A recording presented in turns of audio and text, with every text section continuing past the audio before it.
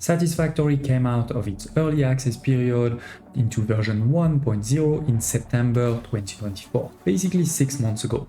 The game is totally amazing, netting a 97% positive rating on Steam across almost 200,000 reviews. So honestly, if you haven't bought it yet, I don't know what you're waiting for. Or maybe you're actually waiting for version 1.1, which is what we're gonna talk about today. If you don't know where to start, by the way, after buying the game, I have almost 1,500 into the game. I actually just finished my 1.0 Let's Play from start to finish on YouTube recently, and I also have many tips videos like how to get all of the achievements and others, so don't hesitate to check in the video description below if you want to see this. Now, Coffee Stain Studio will give us version 1.1, the first major update since launch, and honestly, it is a huge one, especially for a free update. So let's recap what has been confirmed so far, as well as what is not coming. And spoiler alert, it's really a lot of things that have been confirmed, so I'm going to go fast. But before we do so, when is that actually coming? Well, they have actually confirmed in the latest video that will come on April 1st, so today, on the experimental branch. The experimental branch means this is how we're gonna test it. You can join it if you want to test it, or you can continue to play on the normal branch if you don't want to be bothered by this and wait for it to be fully tested. Knowing Coffee Stain Studio, maybe it's not a given that April 1st, because we all know what April 1st mean, but that's why I'm also posting this video today. We'll see in a few hours if they lied or not. And again, this is the experimental branch, so if you don't know how to play on the experimental branch, don't hesitate to tell me in the comments below and I'll do a follow-up video on it. And if you're wondering when it will come onto the main branch of the game, it really depends if we find a lot of bugs or not. It could be very fast, like 1-2 weeks, could take a bit more time than this. Now let's dive into actually everything that has been confirmed. First, we have a new in-game cinematic/photo mode that is huge. All of the shots that you see in this 1-minute trailer right now were done with that new mod, which is pretty crazy. Then Michael actually showed more of it into this video here. You can see tons of filters. There is new Pioneer poses, the ability to move the camera away from your Pioneer, and much more. I'm sure that when it does come out, we will do follow-up video on that one. Then there is also a lot of new cosmetics into the game. Look at this bridge over here, it's basically all new stuff. Also on this image over here, it's basically all new stuff. We have new vents, new garage doors, new storage or shelf, if you wish. So a lot of new cosmetics for you to make, beautiful factories. And then there are so many things that people have been asking forever that I would call quality of life improvements, but honestly, they are really at the limit of gameplay too. Things like those 2 hypertube junctions. Now you're gonna be able to create junctions to actually split one hypertube into 2, or to do the inverse, right, to go from 2 into 1. And you'll be able to really easily choose with basically Q and E which side you go into the hypertube. And next to it, the elevator. And I really put it after the hypertube on purpose because in the past we used to create elevators sort of manually with hypertubes. Now we have an actual elevator that is beautiful. You're basically going to zoop your elevator from the bottom to the top, and then you can place as many stops as you want. You're gonna be able also to put, a name to each stop. You're gonna be able to put an icon to each stop, etc. So that is really a game changer for big vertical factories. Smaller one, but still important for many people I know, is for the train signals. You can now place them on the left instead of on the right if you prefer. Speaking about trains, we also have the train stops. So we're gonna be able to place those train stops. So if you're playing on the manual setting, right, if you're driving your trains automatically yourself, it may be helpful, and also it's pretty nice. Like I think it will look really nice into some of the factories. Let's move now to the belts. There's a lot happening on the belts. We have, first of all, a throughput counter, right? You're gonna be able to put it in many places. You can put as many as you want. I mean, I'm sure it costs something, but you put the throughput counter and it will show you how many items are passing through this specific place. Right?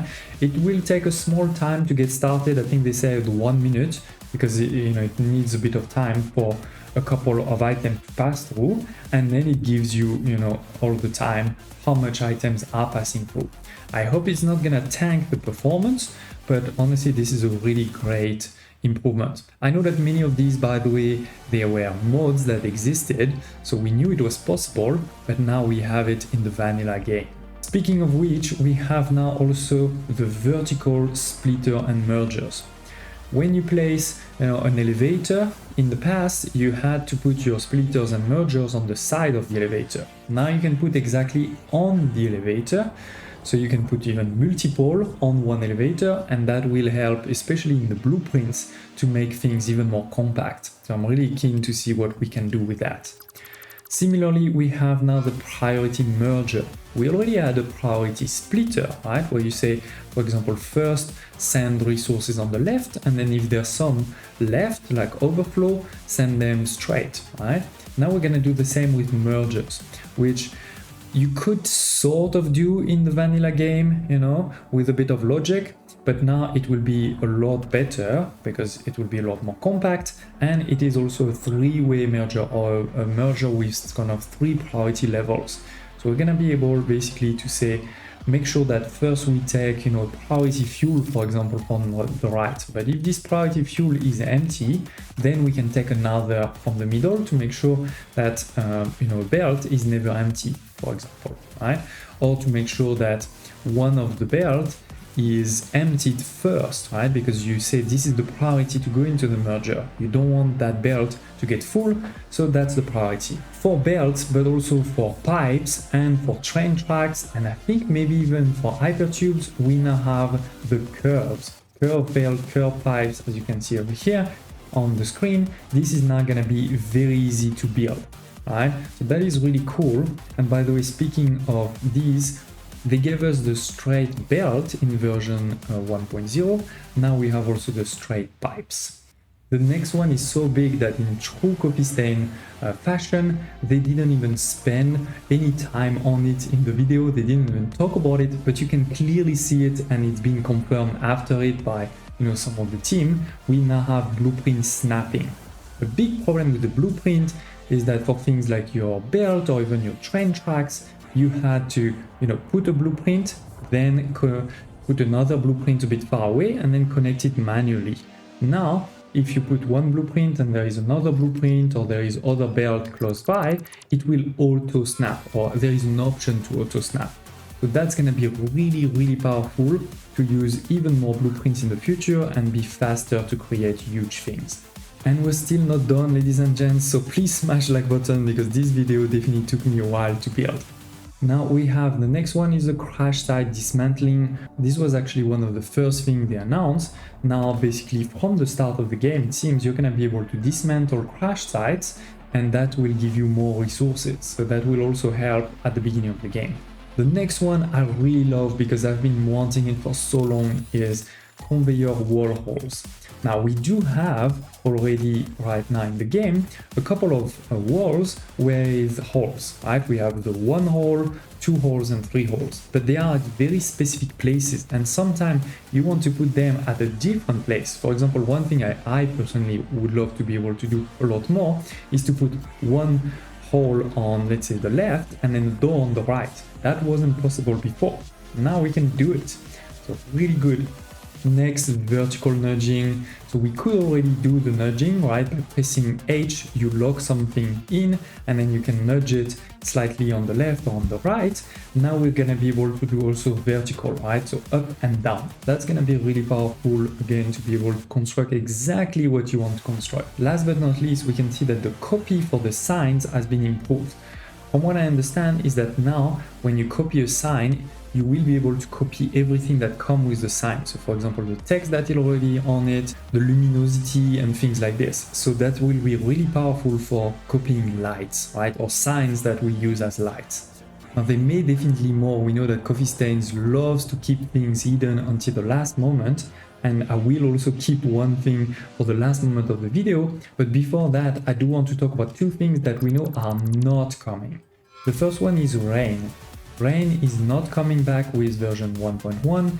They did mention that they are still working on it and hoping to do it, and it will come with the next Unreal Engine upgrade, which is a bigger thing they didn't want to do now. But they still say it should be coming. I'm sure it will also be an option, right, that you can toggle on and off, but rain is not in 1.1. And then the second thing is that at some point, some people were discussing that 1.1 would also be the time for the console version. Actually, at some point they were saying that the console version will come even before 1.1. Now, this is not the case. 1.1 is still for the PC version. The console version is not releasing yet, but they are releasing with version 1.1 the controller support for PC. It's basically, in my opinion, to help them test if that controller support is really working, right? Get some feedback on it before the console version, and I think it's a great idea. So if you like to play with console controllers on your computer, you know, be it Xbox or PS5 or others, these should be supported. And again, as I said, there may be more things coming. In particular, they've been trolling us in these trailers with mention of golf. You can see the golf ball over here in the store. You can see the golf also over here in the elevator. Now, it's an old meme in the community, so I don't think golf is actually coming, but who knows? What else do you think may be coming? What else, you know, have you seen that I missed? And, you know, in a couple of hours, as I said, this should be coming into experimental branch. So we are all going to be able to test it. And don't hesitate to tell me if you have any questions, thoughts, or requests. Thank you for watching, and I hope to see you next time.